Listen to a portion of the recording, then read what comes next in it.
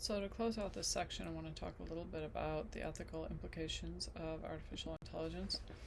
So, we have to remember sort of some of our terminology from the chapter on ethics, and remember that moral agents are creatures or things that can act and also can be held morally responsible for their actions.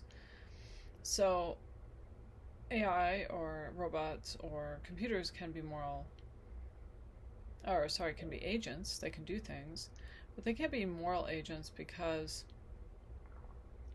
as we said before, there's no reason to think that they have mental states or minds, and so they can't be responsible for the ethical implications of their actions. So since we said before that a moral agent has to understand morality and understand what ethics means in order to be a moral agent, and if computers don't have understanding, then they, by implication, can't understand ethics either. So if they can't think or understand, then they can't be held morally responsible for this, so they're not moral agents. For a similar reason, they can't be moral patients either, because moral patients are something that is capable of being hurt, and hurt implies pain. Pain is a mental state. If they don't have mental states, they can't feel pain, they can't be hurt. So machines are not going to be included in our moral considerations as moral agents or moral patients. So the ethical considerations of AI all center around how the use of AI and computers affect humans, animals, and environment, which are the things we can consider moral patients. Remember, Kant did not consider animals moral patients, but most philosophers do, and a lot of philosophers also consider the environment to be a moral patient because it can be hurt in a way. It's a system, and there are a lot of reasons why we can consider the environment to be a moral patient. So one of the ethical implications of AI is its expansion of our ability to collect data. So we've always been able to collect data on people, and how we can use that data has always been an issue. But not only is data collection with computers more possible and on a larger scale, but it's also less visible. So we don't always realize when our data is being collected. In some cases, you'll just go to a website and your data is collected. You don't really know it. So to some extent, we do this, however, voluntarily. We give away information in exchange for free use of services, for discounts, all kinds of reasons. But the amount of permission that we've given by doing this to companies to use our information is a question, and that's something that social media and other companies have been facing scrutiny from the government and consumers recently. Another issue that's come up, especially with AI, is copyright issues, and Stability AI and other companies that have developed chat programs and LLMs have been using data from the internet to train their AI.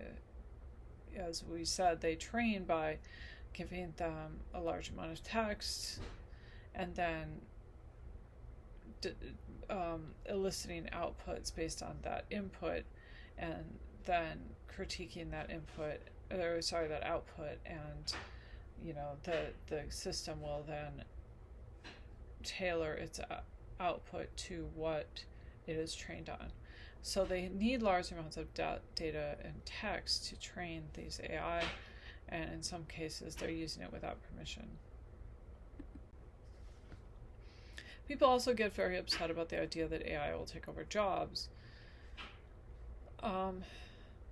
But if you look at the numbers, a lot of jobs are replaced by AI, certain kinds of jobs, but it also seems that AI creates perhaps more jobs than it actually takes away, if you look at the numbers given here. So some of the jobs that are taken away by AI are just really terrible jobs anyway, like really boring data collection type jobs.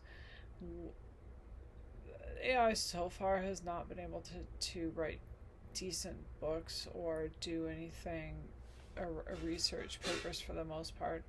Um, to some extent, you are able to do these things with AI, but really there are going to be new opportunities that are opened up by AI, so it's not clear that it's going to take over as many jobs as people think.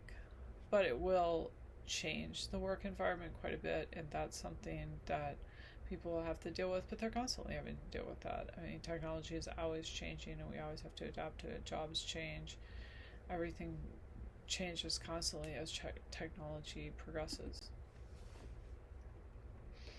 A serious problem, though, of the use of AI is the idea that what they were finding out is that data itself seems to be, we think is objective, we think it's not biased. But it turns out that data can be very biased, and if you train an AI system on biased data, it's going to produce biased responses. So, for example, if you feed the AI system with the information about how loans have been granted to people, say to buy houses or for businesses, and those loans have been granted to people in a biased manner, then the AI is going to produce outputs that are also biased in the same manner. So what you feed into it is what you get out of it. If you feed it in biased data, you're going to get biased data out. And this is a very big problem because people, presumably, in the best case scenario at least, can check for bias. It's not clear how AI system could do that. You could train a system to do that, but you would have to specifically do it. And so this has been one of the biggest issues with using AI, has been the biases that are just put into the data before it's put into the system, and that is what comes out of it. Issues of access are always also important with any kind of technology. The more we depend on technology and the more things have to be done with technology, the more important it is that everybody has that technology, and the harder it is for them to get it in some cases. So people in a rural area who don't have internet access, people who can't use computer systems or phones or anything like that for disability issues or age issues, end up being left behind in some of these services just because they can't access it. De-skilling is also an issue that's always been the case with technology, and it's not a new problem, though the term is fairly new. One of the things that they've seen is that people who use GPS a lot tend to lose their ability to map in their head and form mental maps. And when they do that, it turns out that they also lose other abilities to do other kinds of mental tasks. Anything involving spatial transformation, things like that. If you lose one ability, you can lose a related ability as well. So we might lose more of our skills if we let AI take over too many of the tasks that we do. So it's something that we need to watch for as AI develops. Also, we have to be careful not to depend too much on AI. We've seen this with the self-driving cars issues of crashes with self-driving cars. But it can also be things like a computer's prescribing the wrong medication or failing to properly execute a surgical procedure in healthcare. This is a big issue. Sometimes we need to double check things and not assume that the computer is doing things correctly.